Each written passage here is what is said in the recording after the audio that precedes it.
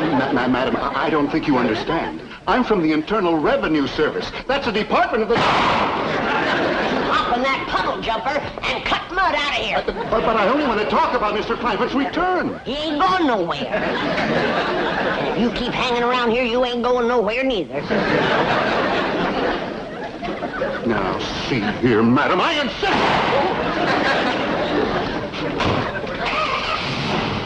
I'll be back! I'll be waiting!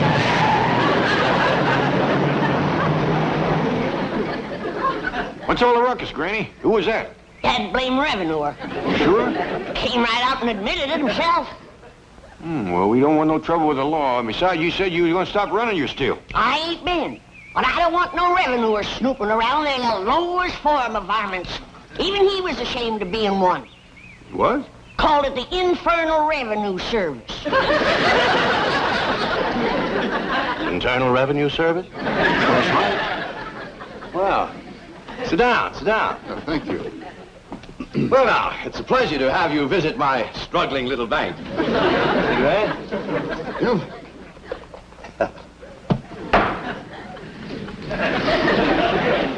There we are. Yes, it's always a pleasure to see you splendid chaps from the Internal Revenue Service. You know, I was just talking to my tax man yesterday. Aspen? No. Mr. Drysdale, I'm not here to talk about your income tax return. You're not? No. But your tax man did handle the return for Mr. J.D. Clampett, right? Oh, yes, Mr. Clampett is my largest depositor. Wonderful man, salt of the earth, honest as a day is long. Lovely family. Mr. Drysdale, I was just fired on by a member of that lovely family. Fired on, you mean shot at? With a double-barrel 12-gauge shotgun. Wielded expertly by a little old lady no bigger than this. Granny. Oh, Mr. Landman, you have to understand these people. Oh, I understood her fine. What I don't understand is this. How can a man show an income of millions for last year and not one red penny for all the years previous? Oh, well, I can explain that.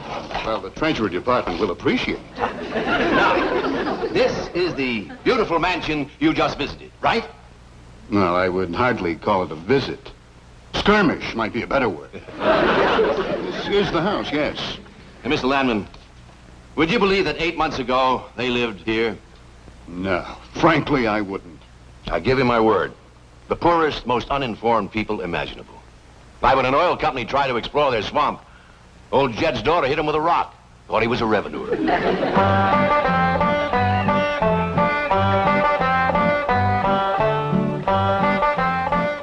What you got there? Stranger? Where'd you get him? I dinged him with a rock. What for? He was skulking around down by the slough. Figured he might be a revenuer. He ain't no revenuer. Then can I keep him? Of course not. Well, I called him. Don't matter. Well, he won't be no trouble. I could keep him out in the smokehouse. Ellie Mae, you can't keep people like they were dogs and cats. Who's that? Some feller Ellie found nosing around. Beamed him with a rock so it'd be easier to tote. That dear fella's from the petroleum company. What's a petroleum? I don't know. He asked me if he could do some wildcatting down by the slough. I said, help yourself. We're glad to get rid of the critters. What'd he say? Just kind of laughed. The laugh's on him. There ain't no wildcats down there at that slough. Heck no. It's too full of oil. Are you trying to tell me they didn't know oil was valuable? Even when the oil company geologists told them, they didn't understand. Mr. Clampett, that swamp of yours is full of oil. I could have told you that. Well, my company would like to pump it out. Yeah, I like that too, but I just can't afford to have it done. No, you don't understand. You see, you wouldn't have to pay for it. Oh, I don't take favors from strangers. No, Mr. Clampett, you see, you're a very rich man. Stranger, if money was skunk oil, a hound dog couldn't smell me. It's a swamp. My company will buy that land while they'll raise so many derricks down there that... Son, I gotta be honest with you, you couldn't raise turnips down there. Right. That ground looks black and rich. But it's so greasy you can just squeeze the oil out of it. But that's what my company wants. maybe you better sit down for a spell. Why, even after Mr. Clamp had sold his swamp, he didn't know how much money he'd gotten until his cousin Pearl heard the news and came rushing over. Stop this thing! Stop it! Heaven protect us!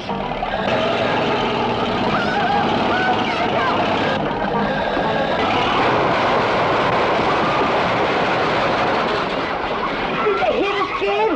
No, but I think they sure want the chicken house. I'm sure sorry about the chicken house, but nobody got hurt. Jethro, I told you to get rid of them worn-out brakes. I did, Ma. That's how come we ain't got none. Get on out and lift the chicken house back on its foundation. Jed? Jed, Ellie Mae came running over to my place, and she said you sold the swamp to some oil company. Well, yeah, I guess I did. What did they pay you for it? Well, he ain't paid me nothing yet. That Brewster fella said he'd bring the money later. How much they going to pay you? Well, he said I'd depend some on how much oil they could pump out. Well, he must have mentioned some figure. What was it? Well, now, Pearl, you know that old swamp one. Well, shucks. Jed, clamp it. You got slickered and you're ashamed to admit it. That's just what I told you. Granny, how much they gonna pay him? All right, I'll tell you. He said it runs somewhere between 25 and 100. 25 and 100?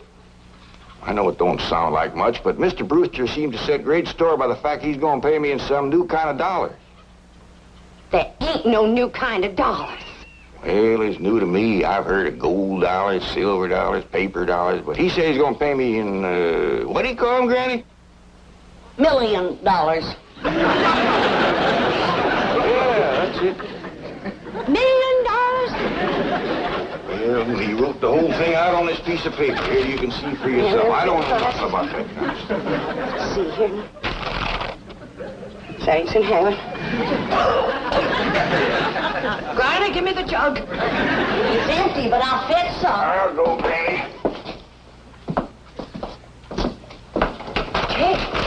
Jed, you're a millionaire. A millionaire. Yeah, that's what that Brewster fella kept calling me. I didn't know just how to take it. You meant you're rich. Me? The richest man in these hills. Maybe in the whole state. Oh, Jed, you can have anything you want. Do anything you want. Go any place you want. Yeah, that's another thing he kept saying. He said he reckoned I'd be moving away from here soon. What do you think, Pearl? You think I ought to move? Jed, how can you even ask? Look around you. You're 8 miles from your nearest neighbor. You're overrun with skunks, possums, coyotes, bobcats. You use kerosene lamps for light. You cook on a wood stove, summer and winter. You're drinking homemade moonshine, washing with homemade lye soap. And your bathroom is 50 feet from the house, and you ask, should you move? Yeah, I reckon you're right. Man, be a dang fool to leave all this.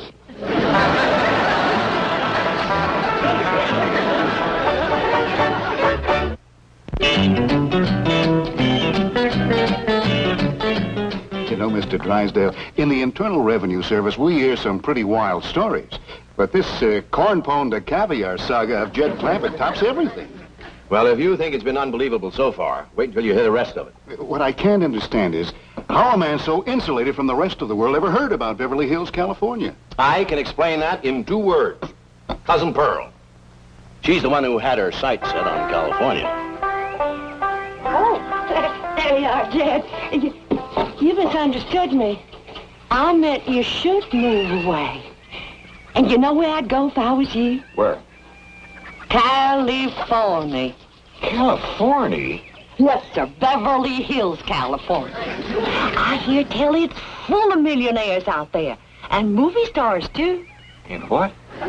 Movie stars. Jed, remember the time that your pa took us to Eureka Springs to see the movie picture? Yeah.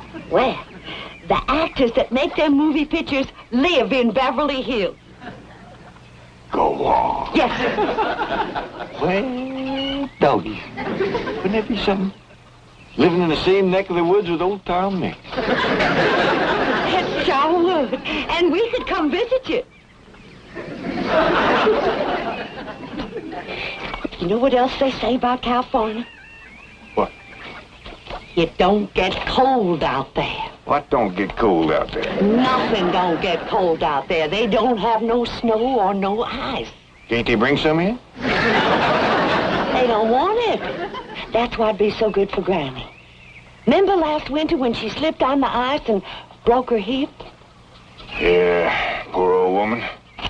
She was limping for 2 days. Well, that couldn't happen in California because they don't have no ice. How come? I don't know how come. But Granny'd sure like it, and we could visit you. Maybe Jethro'd know how come there's no ice. He's going to school.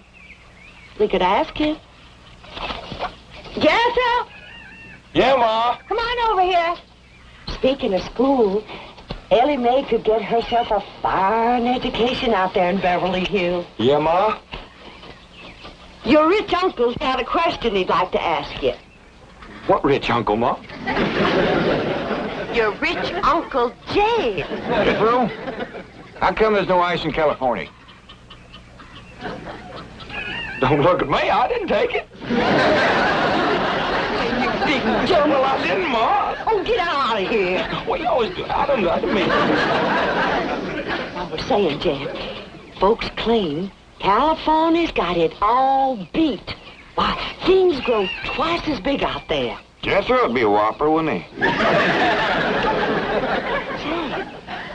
He could help you move. He's awful handy at lifting and toting, and he could drive you out in my truck.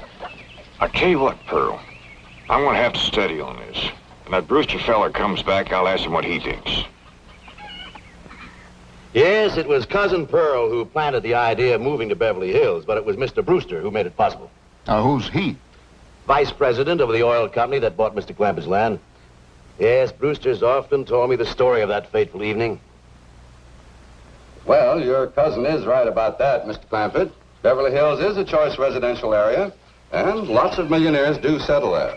Folks like me, huh? Well, millionaires. And movie stars, too. Oh, yeah. Is Tom Mix there? No, I'm afraid Mr. Mix is dead. Oh? Oh, yeah. Oh, what's the matter with me? Remember, Pearl, he got shot at the end of that picture. Well, there are plenty other movie stars, and that's where Jed wants to live. Ain't it, Jed? I do like the notion of living in the hills. Never could stand flat country. Mr. Clampett, I think it only fair. That is, well, I think you may have a wrong idea about Beverly Hills. Is that where you live? No, my home is in Tulsa. Well, say, maybe you could get us a place there in your neighborhood. Mr. Clampett, let's not beat around the bush. You will love Beverly Hills. Then that's it. Can you steer Jed onto a good place? No, I can get the bank out there to handle it for him. He'd like a nice big place with plenty of room for his kinfolk to visit him. Well, I would like a nice, roomy place if I could afford it. Oh, Mr. Clampett, with your money, you can afford the Taj Mahal. Okay, I'll take it. Well, no, you see, I was just making a little joke. Oh, well, go right ahead. Well, you see, the Taj Mahal is in India.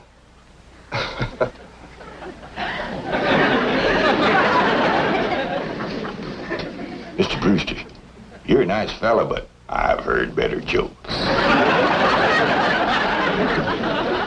Is the foreigner staying for supper? I'm ashamed to say I ain't asked him. How about it? Oh, I don't think so.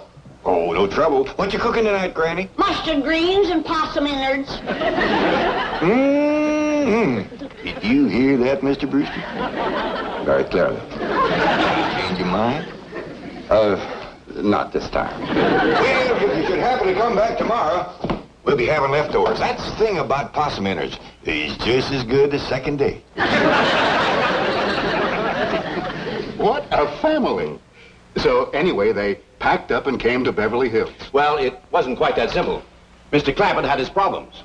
With $25 million, he had problems? Ah, yes. The first one was his daughter. She didn't want to leave her friends. Friends? And I thought they lived in a completely unpopulated area. They did. Her friends were not the kind you and I have. Now, I ain't gonna be here to look after you no more. So you're gonna have to keep yourself out of trouble. Watch out for them coyotes and them bobcats and them hunters with guns. Stay out of folks' gardens, 'cause you know how it riles up Granny when you get in hers. Excepting when we're gone, you can have everything that's left. I'm sorry there ain't gonna be room enough on the truck to take you along. But maybe you wouldn't like California anyhow. Maybe I ain't gonna like it either. If I don't, then I'm a-coming hightailing it right back here, and me and you'll set up housekeeping all by ourselves. Ellie? Ellie Mae? Yeah, Paul, over here. You feeling all right, Ellie? You didn't eat your supper. Sure, Paul. I just wasn't hungry. Cold? You shaking like a sumac leaf. Oh, Paul, I ain't cold. I'm scared. Scared? Why? There ain't nothing in this woods can hurt you, even in the dark. It ain't the woods or the dark. It's going so far away. I don't know what it's going to be like out there in Beverly Hills. Why, it's gonna be just like here. Except we'll have things a lot nicer. Will I go to school and wear fancy dresses like city girls and put powder on my face and get my hair all fixed up in one of them there beauty parlors? Why, sure you will. Well, then I ain't going. I want you to meet the Clampetts under different circumstances. You'll find them to be really charming people. Including Granny? Oh, yes. This time you'll get a completely different reception. I promise you.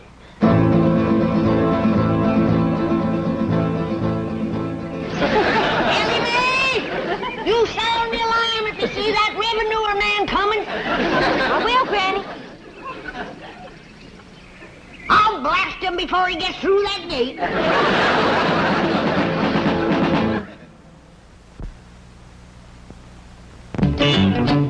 Of course, even after Mr. Clampett convinced his daughter to leave her animal friends, he still had Granny to contend with. I guess she didn't like the notion of being uprooted. That's putting it mildly. The way he tells it, she just downright refused to budge. Ellie? If old Duke sits there with you, there ain't gonna be room for Granny. Oh, that's all right, Paul. Granny ain't gone. Who says she ain't? She says she ain't. That's right, Uncle Jed. She's a sitting on the back porch in her rocker, and she says that's as close to California as you're gonna get her. We'll see about that. Dang if I ain't got me the muleyest women. First it's Ellie, now it's Granny. We ain't never gonna get there. Now, what's all this nonsense about you ain't going to California? Ain't no nonsense to it. If the good Lord had wanted me in California, he'd have put me in California. Maybe he's just getting around to it. The book says he moves in mysterious ways. Well, if he moves me, I'll go. But you and Big Jethro ain't a budging me. Granny, this here Beverly Hills sounds like the kind of place you'd like. That Britcher fella says they got smogs out there. What's a small? Well, me and Jethro figured out that's a small hog. And you heard what Pearl said. He ain't got no snow out there. You could run your still the year round. Runs the year round here. Yeah, but walking down through the snow to the still always makes you feel so miserable. I might feel miserable walking down, but the way I feels coming back makes up for it. Hey, friend. We've been planning and talking about this trip for days. You never said you wouldn't go. Never said I wouldn't either. But that Buster feller has bought us a house in them Beverly Hills. He sent our $25 million to the bank out there. Well, you just chase on out after it. I'm staying right here. And I ain't afeard neither. Granny, I ain't leaving you here alone. And I ain't a budging out of this rocker. Let her roll, Jethro.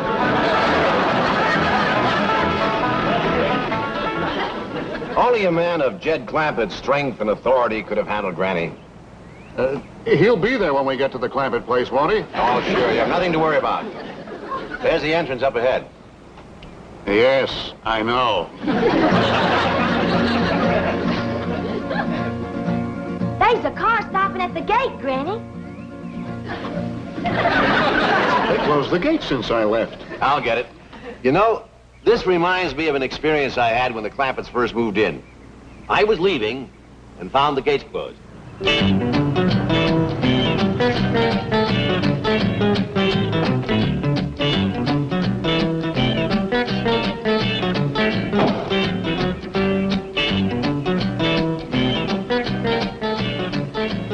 Hello.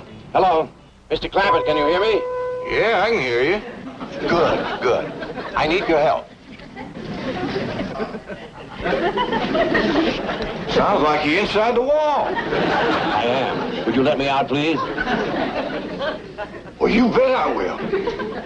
You stay right where you are. I'll get me an axe and have you out of there in no time. He demolished 10 feet of wall before I could stop him. Granny, Mr. Drysdale's opening the gate. Good. He's leading that revenuer right into a trap.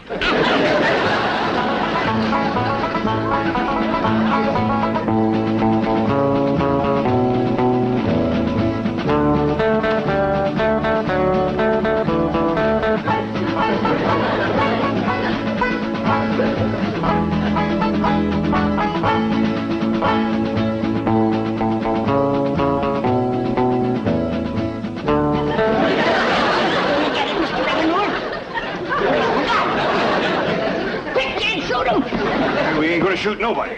He ain't nobody. Revenuers and buzzards don't count. You go on inside and cook up some victuals. Since when is a revenuer copping? Mr. Clampett, I'd like you to meet Mr. Ladd. Pleased to meet you, Mr. Clampett. How do you do, Mr. Landman? Since you're a friend of Mr. Drysdale's here, I reckon you're welcome. But as you can see, we don't cotton to revenuers. I'm not a revenuer, Mr. Clampett. I guess back in the hills where you come from, I'd be a tax collector. Back in the hills where I come from, you'd be a lot younger. Oh? Was the climate that healthy? Oh, just you wouldn't have lived to get this old. Ed, is the revenuer staying to supper? He ain't no revenuer. Well, is the foreigner staying to supper? How about it, Mr. Landman? You too, Mr. Drysdale. You're not by any chance cooking mustard greens and possum innards, are you? Not tonight. Oh, we had them last night. I'll stay. Me too. Tonight we is having leftovers. That's the thing about possum innards. It's just as good the second day.